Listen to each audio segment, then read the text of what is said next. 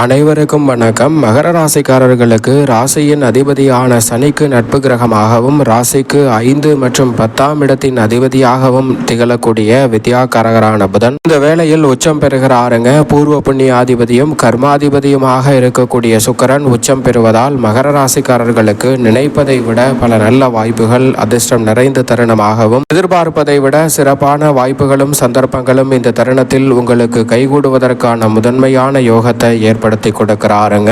அதிர்ஷ்ட திருப்பமும் திடீர் உயர்வும் பணமலை என்று சொல்லக்கூடிய வகையில் பொருளாதார ரீதியான மாற்றமும் நிச்சயமாக சந்திக்கக்கூடிய சந்தர்ப்பம் மகர ராசிக்காரர்களுக்கு உச்சம் பெறக்கூடிய பூர்வ புண்ணியாதிபதியும் கர்மாதிபதியுமாக இருக்கக்கூடிய சுக்கிரனின் அமைப்பால் கிடைக்க இருக்கிறது. பொதுவாக சுக்கிரனை பொறுத்த வரைக்கும் நவ கிரகங்களிலே சுகாதிபதி என்று அழைக்கப்படுகிறார். மனித வாழ்க்கையை தலைகீழாக புரட்டி போடக்கூடிய அளவிற்கு செல்வ செழிப்பையும் வசதி வாய்ப்பையும் பொருளாதார ரீதியான முன்னேற்றத்தையும் உயர்வையும் ஏற்படுத்தி கொடுக்கக்கூடிய கிரகம் என்று சொன்னால் அது நிச்சயமாக உறுதியாகவே சுக்கிரன் என்று சொல்லிவிட முடியும். அப்படிப்பட்ட சுக்கிரன் இந்த வேளையில் அபரிவிதமான மாற்றத்தை ஏற்படுத்தி கொடுக்கக்கூடிய அமைப்பில் உச்சபலம் பெறுகிறாருங்க. வெற்றிக்கே உரித்தான 3ஆம் இடத்தில் சுக்கிரன் உச்சபலம் பெறுவதால் எதிர்பார்ப்பதை விட பெரிய அளவிலான காரிய தடைகளும் சிரமங்களும் சிக்கல்களும் இந்த தருணத்தில் நிச்சயமாக விலகும். நீங்கள் எதிர்பார்க்கக்கூடிய வளர்ச்சியும் முன்னேற்ற வாய்ப்புகளும் நிறைவாக சந்திக்கக்கூடிய வகையில் பல நல்ல சந்தர்ப்பங்களை தைரியஸ்தானம் என்று சொல்லக்கூடிய 3ஆம் இடத்தை வெளிப்படுத்தக்கூடிய சுக்கிரன் இந்த வேளையில் ஏற்படுத்தி கொடுக்கிறாருங்க.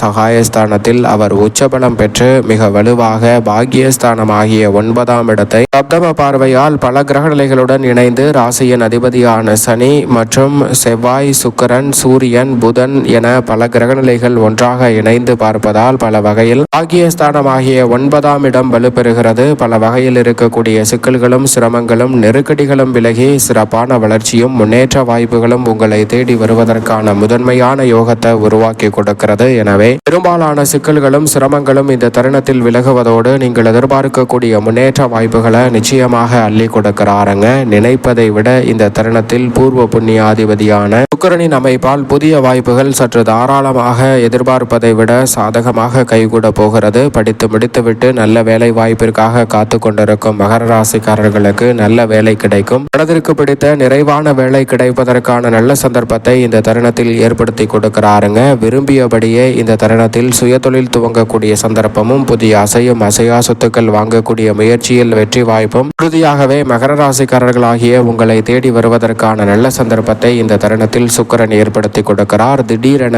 பல நல்ல வாய்ப்புகளை இந்த தருணத்தில் ஏற்படுத்தி கொடுக்க போகிறார். அதற்கு உங்களுடைய சிறு முயற்சி கூட மிகப்பெரிய அளவில் வளர்ச்சியும் முன்னேற்றமும் நிறைந்தவையாக அமையக்கூடிய சந்தர்ப்பத்தை மகர ராசிக்காரர்களுக்கு உறுதியாகவே எடுத்து காட்டுகிறது. உதாரணமாக ஒரு கதை ஒன்றை பார்க்கலாம். மகர ராசிக்காரர்கள் ஒரு முயற்சி செய்தாலும் மிகப்பெரிய அளவிலான வெற்றி வாய்ப்பை இந்த தருணத்தில் சுக்கிரன் ஏற்படுத்தி கொடுக்க போகிறார். ஒரு நபர் இருக்கிறார். அந்த நபருக்கு உடல் முழுக்க பல்வேறு வகையான பிரச்சனை. அவரால் எந்தவிதமான பணியையும் செய்யவில்லை. அதிகமாக சோர்வடைந்து களைப்படைந்து விடுகிறார். அந்த நபர் வாழ்வில் என்ன செய்வது என்று தெரியாமல் பல்வேறு வகையில புலம்பிக் கொண்டிருக்கிறார். அவருடைய உடலில் இருக்கக்கூடிய பல பிரச்சனைக்காக மருத்துவரை அணுகி தீர்வு காண முயற்சி செய்கிறார். பல விஷயங்களில் சிகிச்சை எடுத்தாலும் அவருக்கு பெரிய அளவில் பலன் கிடைக்கவில்லை. அப்படி பலன் கிடைக்காத சூழலில் அவர் மிகவும் வெறுத்த நிலையில் அவர் வாழ்ந்து கொண்டிருக்கிறார். அப்படிப்பட்ட சமயத்தில் ஒருவர் அவரை பார்க்க வருகிறார். அவரை பார்க்க வந்த நபர் அவருடைய நிலைமையை பார்த்தவுடன் சரி என்பதை உணர்ந்து கொண்டு அப்போது அவரது பையில் இருக்கக்கூடிய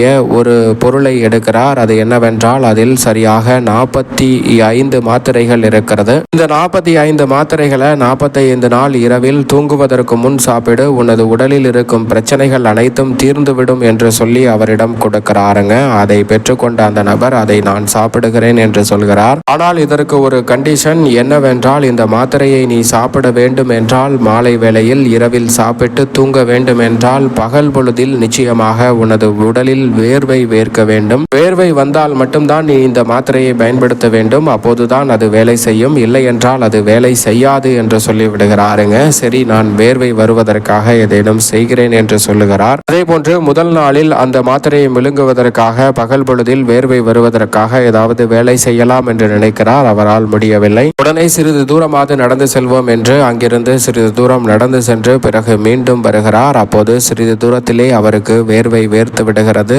வேர்த்தவுடன் வீடு திரும்பி அன்று இரவு அந்த மாத்திரையை போட்டுகிறார். அடுத்த நாள் நேற்று சென்றதை விட சற்று தூரம் கூட செல்கிறார். அடுத்த நாள் அதை விட கூடவும் அடுத்த சில நாட்களிலேயே ஓட்டமும் நடையுமாக சில தூரத்தை தூரத்தை கடக்க முயற்சி செய்கிறார். சில வாரங்களிலே அவரது உடல் மிகவும் தேறி விடுகிறது. வேக வேகமாக நிர்ணயித்த இலக்கை விட அதிகமாக ஓடி சென்று வருகிறார். வேர்வை வேர்க்கிறது. சரியாக 21 நாளில் அவரது உடலில் இருந்த அத்தனை பிரச்சனைகளும் நீங்கி அவர் பரிபூரணமான சுகம் பெறுகிறார். அப்படி சுகம் பெற்றவுடன் இந்த மாத்திரைகளை பார்க்கும்போது மீதம் நிறைய மாத்திரைகள் இருக்கிறது. 21 நாளிலே பரிபூரண உடம்பு சுகம் அடைந்து விட்டோமே, இந்த மாத்திரைகளை வீணடிக்க வேண்டாம், அவரிடம் சென்று கொடுத்து மற்றவர்களுக்கு கொடுக்க சொல்லி அதை அனுப்பிவிடுவோம் என்று அவரிடம் சென்று அந்த மாத்திரையை கொடுக்கிறார். அப்போது அந்த மாத்திரையை பெற்றுக்கொண்ட அந்த நபர், இது ஒரு மாத்திரை எல்லாம் ஒன்றும் கிடையாது, இது மூலிகையால் செய்யப்பட்ட சிறு முட்டாய் தான். இந்த முட்டாய் தான் உன்னுடைய வாழ்வில் மாற்றத்தை ஏற்படுத்தி இருக்கிறதா என்றால் நிச்சயமாக இல்லை. இந்த முட்டாயை சாப்பிட வேண்டும் என்று பகல் பொழுதில் வேர்க்க வேண்டியதற்காக நீ செய்தாய் அல்லவா பணிகள், அதுதான் உன்னுடைய வாழ்க்கையை மாற்றி இருக்கிறது என்று சொல்கிறாருங்க. இது போன்றுதான் மகர ராசிக்காரர்களுக்கு சுக்கிரன் உச்சம் பெற்றிருக்கக்கூடிய இந்த வேளையில் மிக வலுவாக சிறு முயற்சி செய்தாலும் மிக பெரிய அளவிலான வாய்ப்புகளும் சந்தர்ப்பங்களும் நிச்சயமாக உங்களை தேடி வரும். பாக்கியஸ்தானத்தை வலுப்படுத்துவதால் உடல்நல ஆரோக்கியம் திருப்திகரமாக அமையும். இந்த தருணத்தில் எந்த ஒரு காரியத்தை மேற்கொண்டாலும் தடையில்லாமல் விரைவாக செய்து முடிக்கக்கூடிய நல்ல சந்தர்ப்பம் உண்டு. உஷ்ணத்தினால் ஏற்பட்ட பிரச்சனைகள் நீங்கும். நெருங்கிய உறவினர்களிடம் இருந்த கருத்து வேற்றுமை விலகி ஒற்றுமை பிறக்கும் தருணமாக பார்க்கப்படும். நண்பர்களால் இந்த தருணத்தில் ஆதாயம் நிறைவாக கிடைக்கும் தருணமாக நிச்சயமாக அமைய போகிறது. குடும்ப வருமானம் உயர்த்தக்கூடிய வகையில் பல நல்ல வாய்ப்புகளும் சந்தர்ப்பங்களும் சற்று தாராளமாகவே இந்த தருணத்தில் மகர ராசிக்காரர்களுக்கு உண்டு. அதோடு மட்டுமல்லாது இந்த தருணத்தில் உத்தியோகம் சார்ந்த பணிகளில்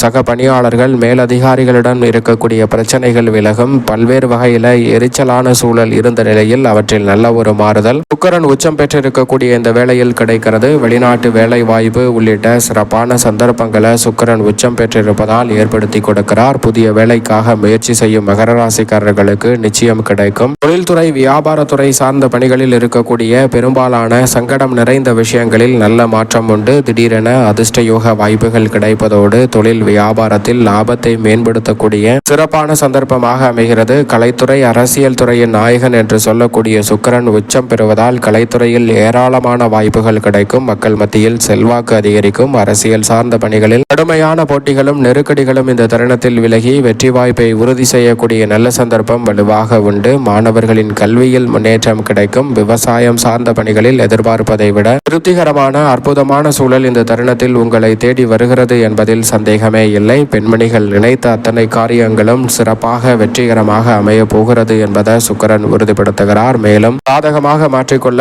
உறுதியாகவே இந்த வேளையில் மகர ராசிக்காரர்கள் வாரத்தில் வெள்ளிக்கிழமை விரதமிருந்து அருகாமையில் உள்ள ராகி அம்மன் சன்னதி சென்று தீபம் ஏற்றி வழிபாடு செய்யுங்கள். அனைத்து தடைகளும் விலகி மகர ராசிக்காரர்களுடைய வாழ்வில் பல வகையான இனிமையும் மகிழ்ச்சி